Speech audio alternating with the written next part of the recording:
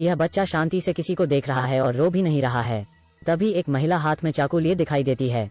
महिला वहां से सभी बच्चों को जान से मार रही होती है। बाहर सभी लोग यह सब देख गुस्से में हैं, लेकिन महिला के चेहरे पर एक अजीब सा भाव दिखाई देता है। लोग इस रोकने की कोशिश करना चाहते हैं, लेकिन कोई भी कमरे के अंदर नहीं आ पा रहा है। महिला लगातार चाकू चलाते जा रही है। एक खिड़की को तोड़कर कमरे के अंदर आया जाता है, पर किसी ने नहीं सोचा था कि महिला न जब खुद ही आत्महत्या कर लेती है। पुलिसकर्मी कुछ देर बाद घटना स्थल पर आते हैं। जब उसने बच्चों में से एक से सफेद कपड़ा उठाया, वो खुद को रोने से रोक नहीं पाता है। इस बच्चे को कुछ दिन पहले इस पुलिस वाले ने अपने हाथों से सहलाया था। यह उसका बच्चा था, पर अब वो बच्चा उसके सामने मरा हुआ पड़ा है। अब यह बच्चा केवल एक लाश है। पत्नी भी इस बात को बर्दाश्त नहीं कर पाती है और आत्महत्या कर लेती है। पुलिस को मामले में कोई सुराग नहीं मिले हैं। नर्स के पास से भी कोई अच्छा सबूत नहीं मिला है जो इन सब का कारण बता सके। पुलिस वाला इस केस को समझना चाहते हैं।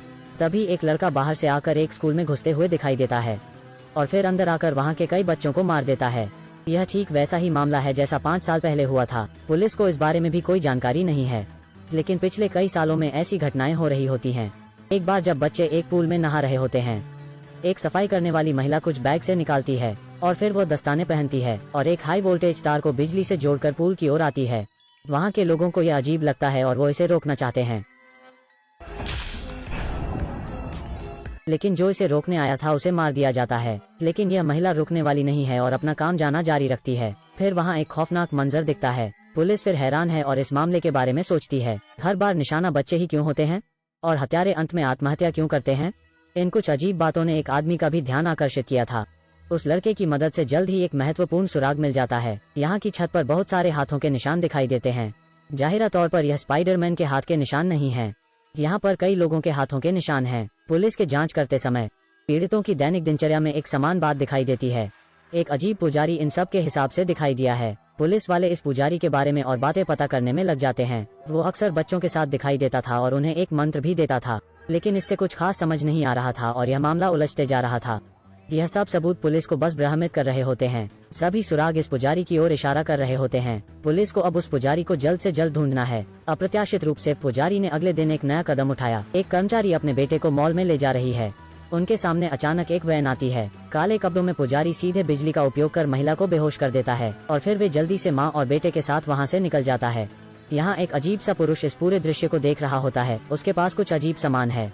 वो उस मॉल के अंदर चले जाता है और फिर वहाँ एक बम का धमाका कर सब कुछ उड़ा डालता है। एक बड़ा धमाका होता है। पुलिस जल्दी ही घटना स्थल पर आती है। यहाँ आसपास जलते हुए कई चीजें दिखाई देती हैं। सौभाग्य से खोज और बचाव कर्मियों को एक इंसान जीवित मिल जाता है। वो विस्फोट से पहले की घटना बताती है। वो पुजारी के घटनास्थल पर उपस्थित होने और एक माँ बेटे को ले जाने के बारे में बताती है। जैसे ही उसने बोलना समाप्त किया, वो मर जाती है, लेकिन उन्हें एक बहुत बड़ा सबूत मिल गया है। अब उन्हें एक कड़ी तो मिल ही गई है। यहाँ कोई काले जादू का अंदेशा दिखाई देता है।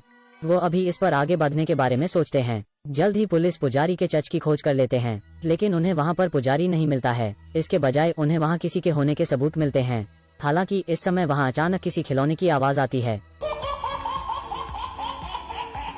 दोनों तुरंत डर जाते हैं और डर से वहाँ हिलने की हिम्मत भी नहीं करते हैं। एक बच्चों का झूला पीछे आगे जाता है और फिर धीरे से एक दरवाजा वहाँ खुल जाता है। फिर वो दोनों इस कमरे में अंदर जाते हैं और यहाँ कमरे की दीवारें रहस्यमय मंत्रों से भरी हुई हैं। इस कमरे में एक सुगंधित गंध भी है।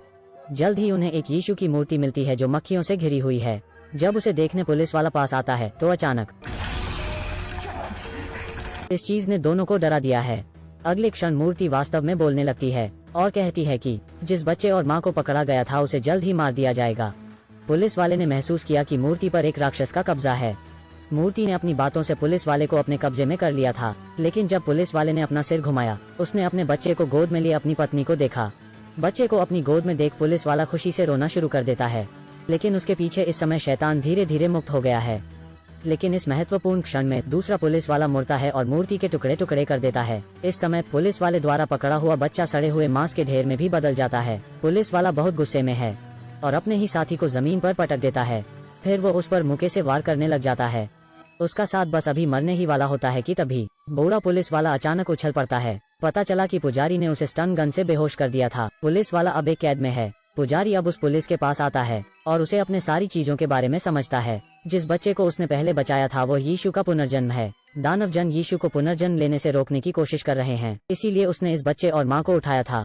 पहले के बच्चों की हत्या का कारण भी वो दानव ही हैं। फिर से दानव से बचाने के लिए इस बच्चे को यहाँ रखा गया है। उन्होंने उस बच्चे को अमेरिका के एक मठ में स्थानांतरित करने का फैसला किया था, लेकिन सामान्य परिवहन से नहीं जा सकते हैं, वरना उन्हें जल्द ही शैतान द्वारा खोजा लिया जाएगा। सौभाग्य से पुलिस वाले के पास एक अच्छा विचार है। उन्होंने सड़क के नीचे सुरंग से जाने का सोचा, लेकिन थोड़ी देर चलने के बाद उन्हें एक अजीब जगह मिली। यह जगह अजीब मूर्तियों से भरी हुई है। उसी समय पुलिस वाला अचानक अजीब व्यवहार करने लगता है। इस पर पुजारी धीरे धीरे क्रूस के साथ पुलिस वाले के पास पहुंचता है। पता चला कि उस पर किसी राक्षस का कब्जा था। अब राक्षस उसमें से वार करना चाहता है। पूजा के लिए सब जमीन पर कुछ बनाते हैं।